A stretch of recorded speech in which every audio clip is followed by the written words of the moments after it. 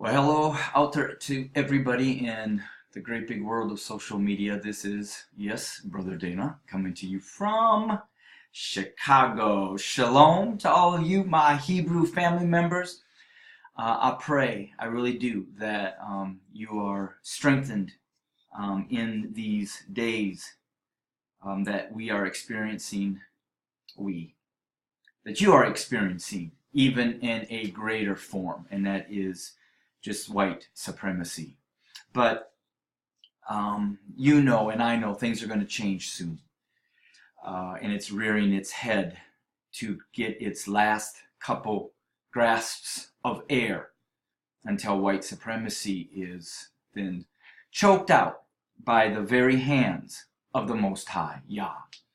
So, anyway, One Love is about to do something that I'm really excited about, that I do believe in my heart that it's all motivated or birthed and put together and formed by the Most High Yah himself. And it's something that where many of you will be able to make this an incredible project. And I can't wait. If you go to my webpage, you will see it in its initial stages. But stay tuned with me, in the next few days, and you'll hear about it. So I'm excited. It's the faithfulness of Him, and it's sometimes, and I didn't even mean to be saying this stuff, but sometimes, we talk about Abraham or Abram, waiting all those years for their son. And sometimes when you're young, you really feel like you've been set apart, but you don't understand what it means. But even since I was young, I always felt different, always felt, and to then see throughout the years the signs of the Most High's hand on your life, and then things that He had given you in your spirit, 20, 18 years ago, which isn't a long time, but it is when there's things in your spirit that you just want to do for Him and His people. Whether His people were you as my black brothers and sisters 15, 18 years ago, or now that His people, the people that I have dwelt with, are the chosen.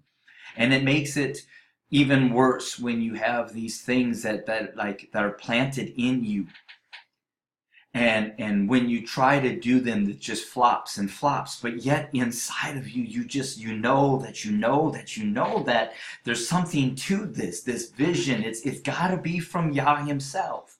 Although the disappointments over and over begin to cause you to doubt it, or that you failed something, and therefore, God is punishing you and I, the Most High, and not allowing us to fulfill our desires for Him and to glorify Him because we feel like we did something wrong.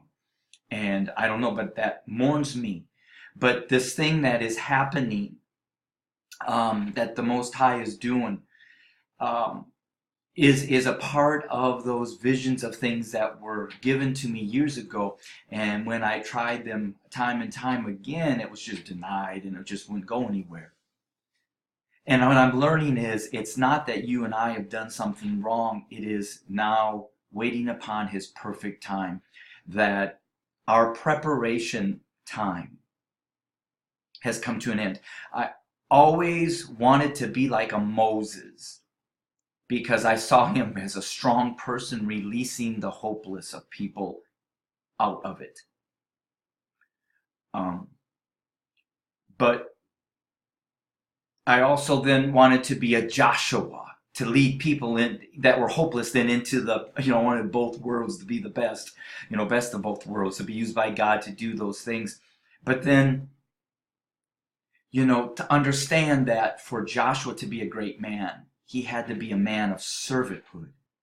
And so I've desired to model my life after Joshua, for these 25 years, while the Most High Yah has placed me amongst blacks, to now who I know you as the chosen people. and how I have desired my life to be as a Joshua, to submit unto you, to learn, to understand like I said, when those young men beat me up, they said, welcome to racism. And at one point, I made a pact with God that I wanted to understand what that meant. And he has then brought me on this journey to understand a bit of that because I've asked for it. And that's causing, you have to submit, you have to surrender, you have to become, someone that serves. And so it's been my honor to serve my black brothers and sisters and to submit my life to wanting to know what it means to live black in a white America. And so when you have these desires and visions of the Most High doing these great things to show the world who you are, and at that time being able to gloat maybe with you a bit for those individuals that have also been in my face about saying, and leaving me like my family because I have chosen to stand with you. There's that part of me that I kind of want to look over to them and say, nah, I told you so. See, I told you so. I told you who they were. And all those things you said and did. And I don't know if that's wrong, because revengeance comes from the Most High Yah. We're just going to be on the side of love and acceptance, and we're going to be with Him. All of those that we know who are rejecting you and rejecting the truth will not be with us. And we see that process happening. But I say all that to say this because as I was sitting there and stuff was going through my mind, one of the sisters sent me tagged me to a long reading, kind of how I interpret it as the law again versus is the work of Yeshua HaMashiach, Jesus Christ sufficient, and we are not called to go back to the Torah and to go back to the Old Testament ways in there. And so I read through that because I've told you that I have very much wrestled with that, because number one, it's my desire to please Him. Outside of what anybody else wants to say or do, my desire is to please the Most High. And I believe that when each of us have that absolute desire that in us, that we want to honor Him and serve Him and please Him, I don't believe that He will not make sure that desire will not be fulfilled. He will, how could He not make that desire of mine be fulfilled? Even during those moments in my life when maybe my enthusiasm for the Most High Yah fades because I'm in a season of, it's not even about sin or doing wrong, you're just in a season. But am I going to think that at those moments the Most High Yah is going to then say, well, nope? Or do I serve a Most High Yah that sees that desire of my heart, and regardless of some of the things, He's faithful to bring me back in line, because ultimately that's my desire, is to serve Him. And so I thought about that on just a couple days ago, because I got up and I wanted to go work out, and so I got ready to work out, and as I was getting ready to leave, I heard, you hear that in the spirit longing of the Most High saying, no, I don't want you to go right now, I need you to come, and I need you to sit with me. And of course I did. I mean, I was like, yeah. I mean, that sounds kind of goofy, but I was like, yes, Lord, that's what I want. And so I put my bag down, I put on some worship music, and I began to talk, and I began to walk around, I began to listen, I began to share more things with me, and Father, Most High Yah, I'm still struggling with this, I just want to do the right thing. And then this past, when I was doing that, I just heard Him speak, kind of like, my son, the law would say, do not have any idols before you that get in the way of me. No false idols. And how what times we're like, well, it's material possessions, and it's a painting, it's an image, it's we all have those materialistic type of idols and stuff that we're talking about. But at that moment, the Most High was like, that idol of you having to go to the gym, and staying in shape or looking a certain way, if that was more of your desire at this moment than to spend time with me because I need some time with you, then at that moment, that's an idol that you put up in front of me. Nobody knows, nobody sees. But if it was your insecurities, my son, that you wanted to go to that gym because, there's nothing wrong with, I think, us as men, and women wanting to look good. Even the word says that, physical perseverance and all of that is of some value and discipline. But spiritual discipline has both value in this life and the life to come. So at that moment, I heard him whisper and say, my son, that was an idol. Because your flesh would have won at that moment saying, ooh, but you haven't been to the gym for almost a week and a half, and you're getting that rolls, I know. And I said, by the grace of the Most High Yah, I said, no, that's not going to be an idol in my way of being obedient to the Most High Yah. And I shut the door, put my bag, turned on the music, and began to worship and talk and communicate. And it was through that then these next things that have been taking place that I shared with you earlier, that to me is going to be incredible. And it's going to be incredible to me mostly is because even though it may not look that to some people, I know that this is exactly the beginning stages of some of those promises and those visions that the Most High Yah gave me, when He has laid before me things of honor that I get to do in promoting and defending and broadcasting the beauty of the Most High Yah's chosen people. And if you go to my webpage, you'll see it there, and it is entitled, Our Struggle is Real. And I'm going to be putting out an official type of video, but just go to the webpage and it'll give you a brief description of what I can't wait to promote in the forms that are about to come. Those words shared by you all. Our struggle is real.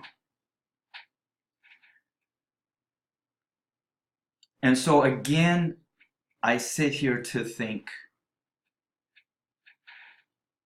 when you are so in love with the Most High Yah and His Son Yahshua HaMashiach, I don't need anybody to tell me, per se, physically, this is what you are supposed to do. But I love Him in my heart more than anybody can make me love Him.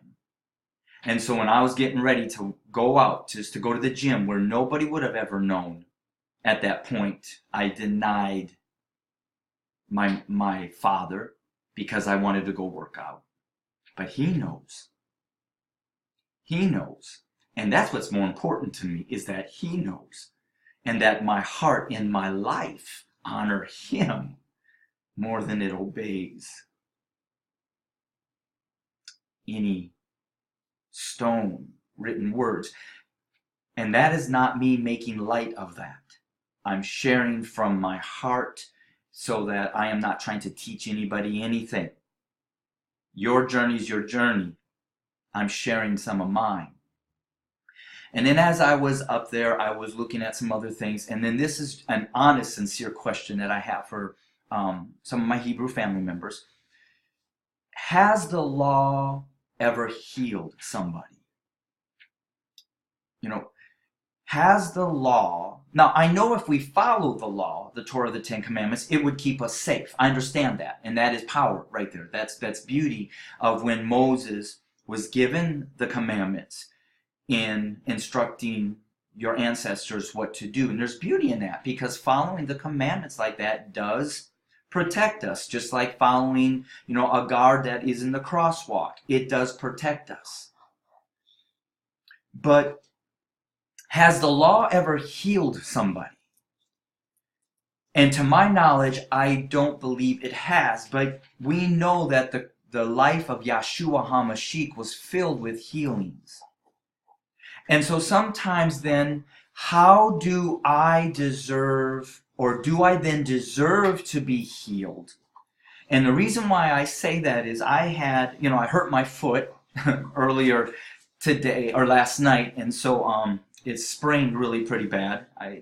But some years ago I had 7 feet surgeries. And I do believe it was an attack of the enemy, because I walked amongst the gang members and I prayed and I prayed and I prayed and I prayed for them, and they didn't even know why I was there until probably after months and months they pulled me aside and said, what are you about, man? What do you want? And throughout the years of walking those streets, I got to know many of those gang members very well personally. And to this day, I still know some of them. And they still, at times, will contact me. Because they're people, they're leaders. We just have to see past what society has tried to turn them into. But outside of that point, I began to get like stones in my feet or on my shoes, and I found out that they were tumors. And so I had 7 foot surgeries, and I was going to go back to have a major foot surgery on my other one.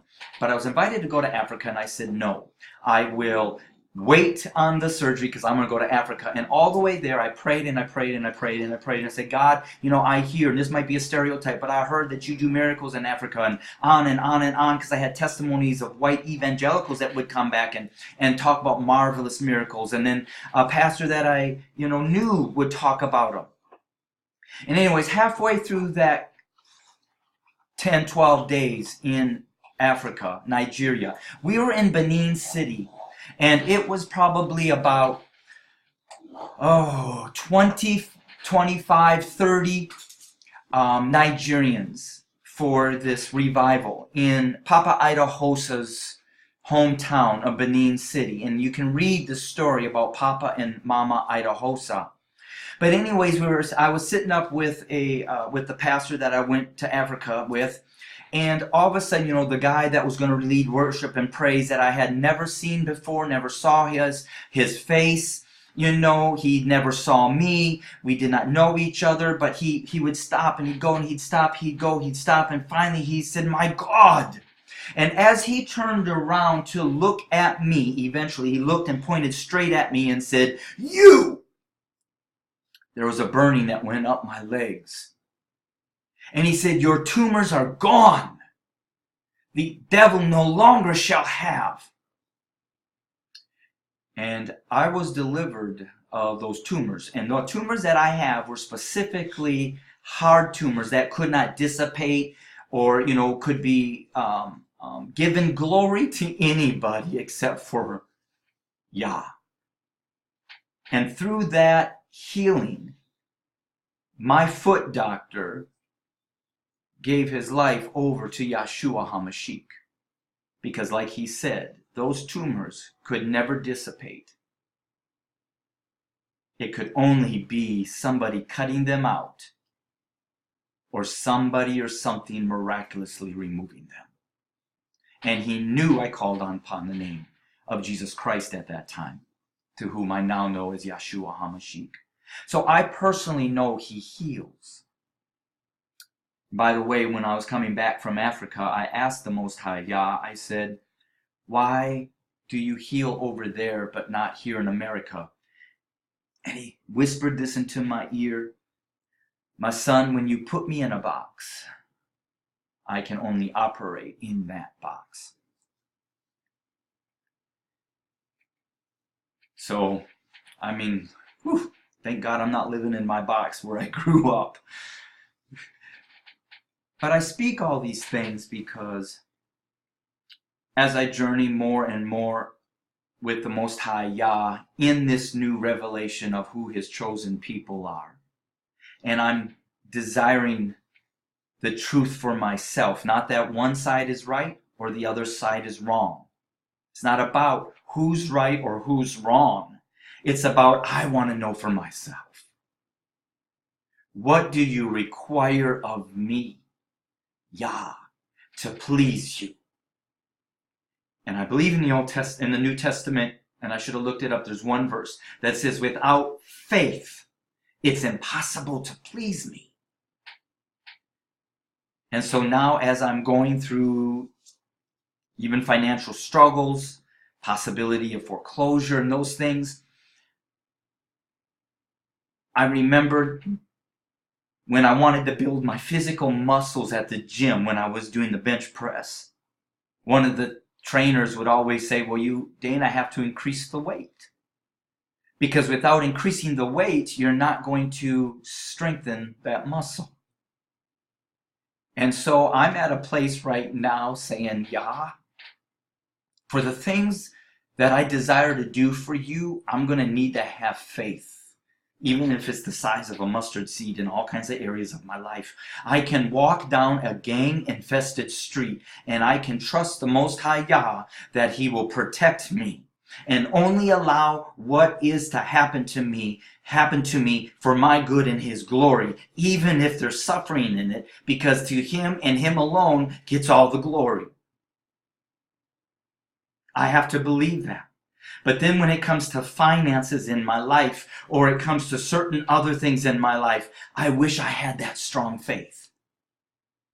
And I guess when we want that faith to strengthen, we go through these times in our lives when the Red Sea is right there in front of us and Pharaoh's army is coming behind. And my cousin is buying a funeral home. And she's stepping out in faith in all kinds of areas to trust the Most High Yah.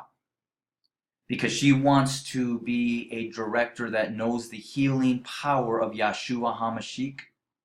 And when she works with the families, they see that she generally loves them.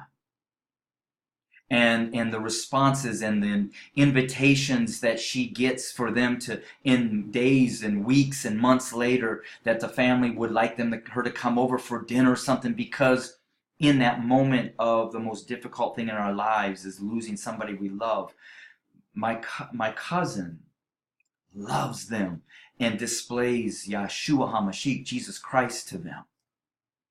Not religion, not anything. So I just see how the Most High Yah is working, and that it is my desire to have that faith in every area of my life. Not so I can get something. I don't believe I deserve to be healed. Who am I to believe that I deserve to be healed, even if I believe for a moment that I was doing more good things than others? Because even Paul said, and then I don't even need Paul's words. When I look at the greatness of Yeshua HaMashiach and his suffering, even though religion has lied how he was, I know he suffered for me, because that's what the word says. That anything, whether it's a healing or whether it's a transformation in my life, I cannot get any credit, or will I take any credit for that, because if it wasn't for the hand or the tipping of the power of Yeshua HaMashiach or the Holy Spirit, the Ruach, I could not make one change in my life. I can aim to make that change. I can desire so wholeheartedly to make that change. But to be delivered and set free and transformed, to me, it can only come through submission and the power of Yeshua HaMashiach. And that's why when I feel like I focus the Torah, I feel like I insult what the Most High Yah through His Son Yeshua HaMashiach did for us. And that when I begin, even in a small way, to be able to say, I haven't been murdering anybody, then is there a right for me to take some ownership of saying, yep? Or am I one to say, why is it that I'm not a Charles Manson or a Dahmer? Is it because I made all these right choices, or is it because the grace of the Most High Yah has protected me from those things? And because He's protected me and He keeps my mind in sound in His hands because I desire to know Him, I can't take credit for. I can add to it if I decide to do certain things, absolutely. If I decide to go around the guard, I'm going to get smacked by a truck. But just like that guard, I have to believe Yeshua HaMashiach, Jesus Christ, is going to come running after me. Because He loves me. And He wants me restored. Not to stay in those lines because somebody tells me to, but because I desire to, because my life is so valuable in Him. I don't want to make choices that would hinder me living my days out for Him. When He can look down and say, yeah, He's not perfect, but He's a man after my own heart. He desires me more than anything. He'll serve. Well done. That's what I want. So that article kind of brought this all on for me to share with you.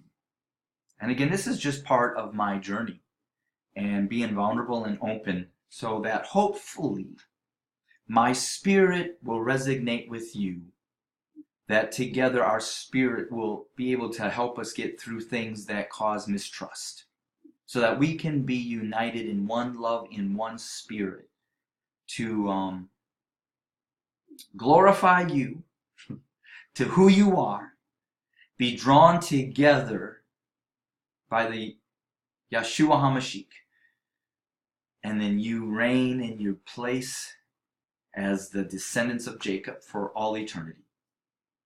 And if I have no problem serving and dwelling with you here on earth, how much more of a privilege will it be to dwell there with you?